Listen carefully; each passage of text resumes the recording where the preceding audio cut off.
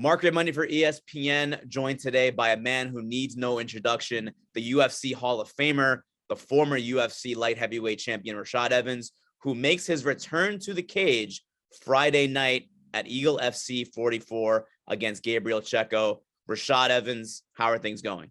Things are going good, man. Pretty good fight week. It was good that I got to stay home. That was a bonus. But now within a couple of days, it's game time to go.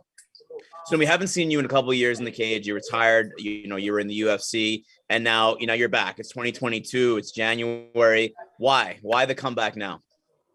I'm a competitor. I've been looking to compete. They're doing something for a while, and this opportunity came. So I just seized the opportunity more than anything. I feel like I still got a little bit left in me. So I just want to just see what it's about. And I know that you were talking about last year. I saw interviews that you were talking about maybe doing some boxing. What kind of caught your eye about Eagle FC, and why are you returning with Khabib Nurmagomedov's promotion? Well, it's Khabib's card, but more than anything, it's I was really wanted to compete on the card with Tyrone Spong. You know what I'm saying? I've been alongside Tyrone for a while now, but we've never had the opportunity to compete on the same card together. So when this opportunity came, I was like, I got to take it. Absolutely, for sure. And you said you've been talking about or thinking about coming back for a while now. Why was now the right time? Why was January 22 the right time? It was just I've been at it for a while. I've been training ever since I stopped fighting, and I had to allow the desire to come back. You know what I'm saying? Like, there's a certain kind of desire that comes with fighting, and that comes along with the preparation, everything that you need in order to bring yourself to the cage. And I didn't really have that when I retired, and I didn't really have that for a while. But it took some time, and then it just came back. That's kind of what I wanted to ask you, because you've already done so much. You've reached the promised land. You're in the UFC Hall of Fame already. You're the former UFC light heavyweight champion. What else is there for you to accomplish, would you say? And what else do you want to accomplish? I wouldn't say that there's anything I to accomplish or anything, as far as like that can be acquired with any kind of notoriety. You know what I'm saying? The notoriety is just notoriety. But for me, it's something inside of myself that I just want to test myself in. And for me, that's the most important thing. And have you thought about, where you see like the trajectory of this combat, of this comeback going? Do you see yourself maybe doing some boxing? Are you going to be exclusive to Eagle FC? Where do you see this all going? I don't know. I just want to take it one fight at a time and just see what this fight presents and see what happens after this fight. I don't want to, make the bet and say this is what it has to be, this, that, and what order that it has to go in. I just want to allow myself to go out there and just compete with free mind and see what happens after that. Fair point. And you mentioned Tyrone Spong, your longtime training partner with the Blackzilians and beyond. You're training at a new gym now, right? You're not with Henry Hoof's squad at Sanford anymore. Where are you now? Where are you training? I'm training over at at the new Blackzilians gym. You know what I'm saying? I also train with ACG, American Combat Gym, and Combat Club over in Lantana. I've been working with Charles McCarthy, working on jiu-jitsu, and Devin Moultrie over that American Combat Gym. So it's been a good situation, been able to bounce to a couple of different gyms that are not so, you get to some of these gyms. Some gyms have a hard time with allowing their athletes to go and, train in other facilities. But, I've been able to go and dabble in all these different gyms and learn some things and compete against some different people. So it's been a very beneficial camp. You said the new Blackzilians. Are you working on kind of building a new team? Yeah, I'm gonna bring the team back. I want to bring the team back. I want to, I want to, finish off what we started out. I feel like when we stopped competing, or when the team folded, I feel like there was a lot that could have been, come about through that whole situation. So I feel as if right now we could bring something back. Any big names coming to join you down there? No big names yet. We're just kind of building up, and I'm sure there's going to be some. If you build it, they'll come just like they did last time. So they'll come. For sure. So how do you feel so far about Eagle FC? What has the experience been like? It's been a great experience. The staff has been great. Just the whole promotion in general has just been great.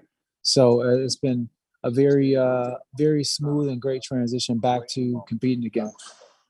I gotta ask you, how hands-on has Habib been? Is he involved in like the day-to-day? Like, how much are you communicating with him? I have to be there.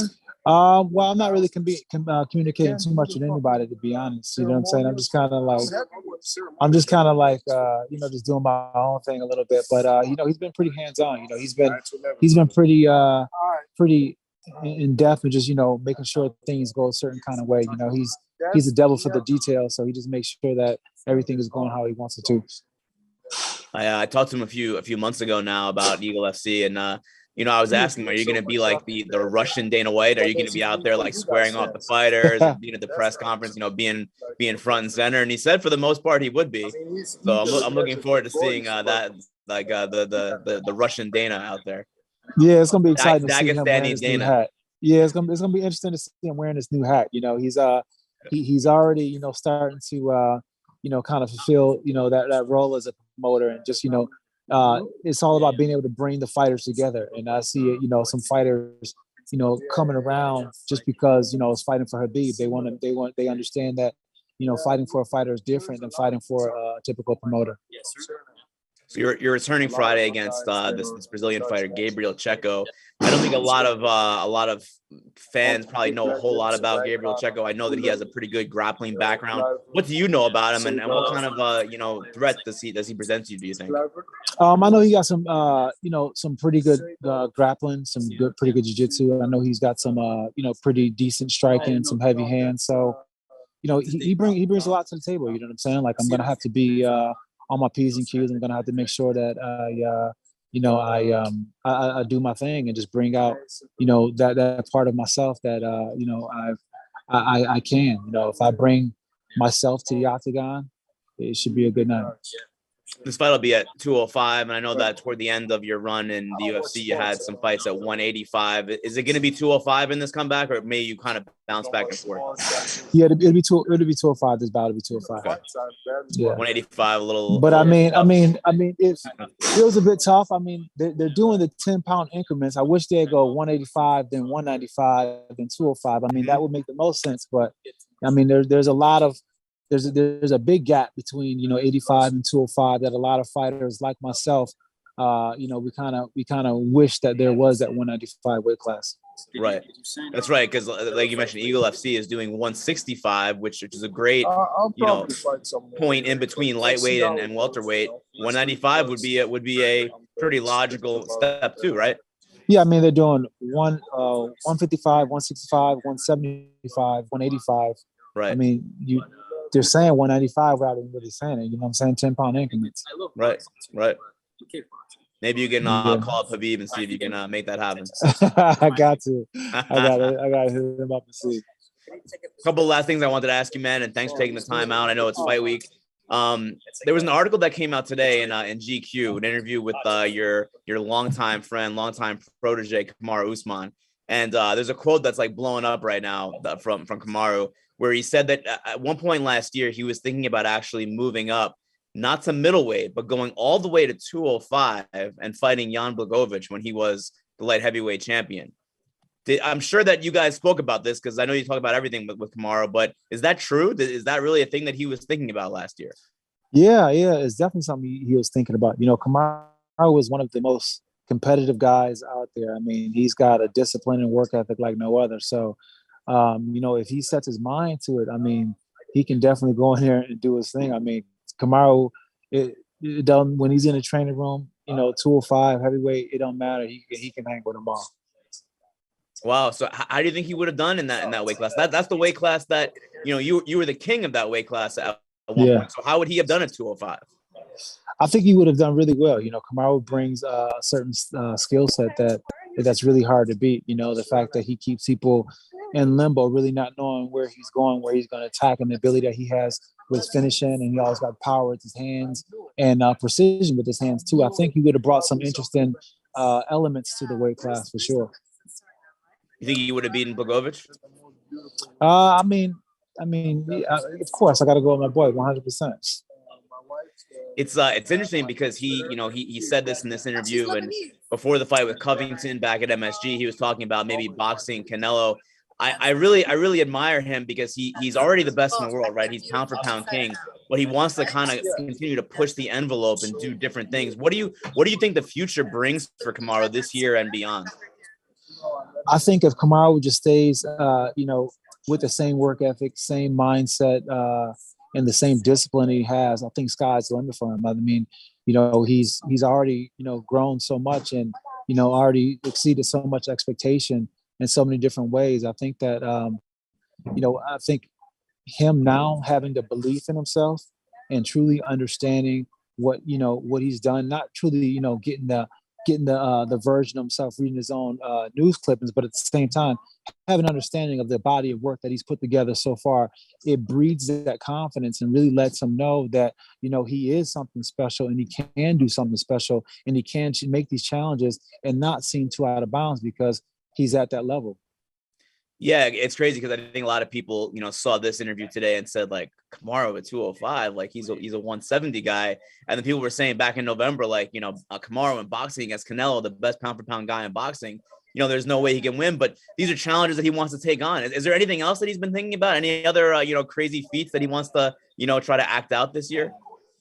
No, I think those are the two big ones that he was really talking about. He really wants to fight with Canelo more than anything now. I mean, before jumping up to 205, a fight with Canelo is something that he really wants to do. He's been challenging himself and working really hard with his boxing and understanding. I mean, at the end of the day, Canelo has just, his understanding of boxing is on a total another level altogether. But at the same time, it's interesting to see Kamaru, push himself in that direction and really work himself to try to bring himself in order to even try to be able to compete with somebody like Canelo. For sure. And then just last thing, Rashad, just want to get your opinion. There was a big heavyweight title fight last, just a few days ago, last weekend in the UFC. Your old friend, your old foe, your old rival, Jon Jones, seems to be kind of next in that line. Do you think that's next? Do you think he gets the title shot next? And how do you think Jon Jones does it heavyweight? I think Jon Jones will do really well at heavyweight. I think that, Jon Jones is one of those athletes who has a really good, strong mental fortitude. And when he puts his mind to something, he can get it done. I mean, his life can be falling apart outside the cage, but when he's in the cage, he's really locked in and he's focused. And that's hard to do for the most part. So hats off to him in that respect. Do I think that he will get the title shot? It all depends on how everything works out with Francis. I feel as if like Jon still has some ways to prove that he's worthy of an investment of the UFC. You know what I'm saying? Like despite everything that he's done really well, he has, proven to be a bad investment in some areas for them. So I think that they take that in accountability and they take that in accountability with the opportunities that they present to him. But at the end of the day, I feel like Jon is one of those athletes who will earn his way, whether it be, a fight or two before he gets his title shot. I think he definitely will have a title shot, and I definitely think he can wear UFC gold. Have you followed any of the stuff with Ngannou and the UFC? It's been a little messy between the two sides.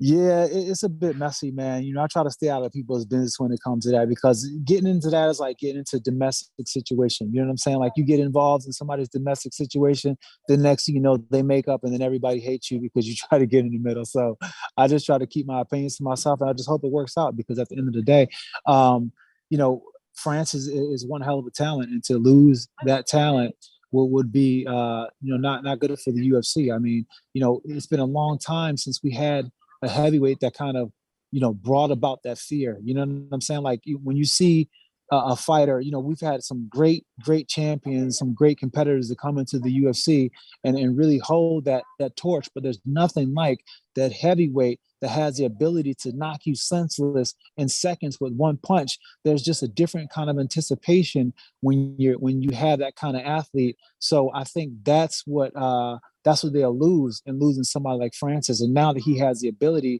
to grapple and to change up his game plan like he did with Stipe and like he did with Cyril Gane, I think they're looking at something very special in Francis, and it would be a shame if the negotiations got in the way and he couldn't really fulfill his promise as being champion. For sure, Rashad. Thank you so much. I'll wrap it up here. Rashad Evans versus Gabriel Checco. Rashad Evans comeback fight, the UFC Hall of Famer, Friday night, January 28th, from Miami on FlexCast, Eagle FC. Main event is Tyrone Spahn versus Sergey Karatanov. Should be a great night of fights. Rashad, thanks again. I really appreciate it, man, and good luck on Friday. Thank you. No problem, man. I appreciate you as well. Thanks a lot. Peace.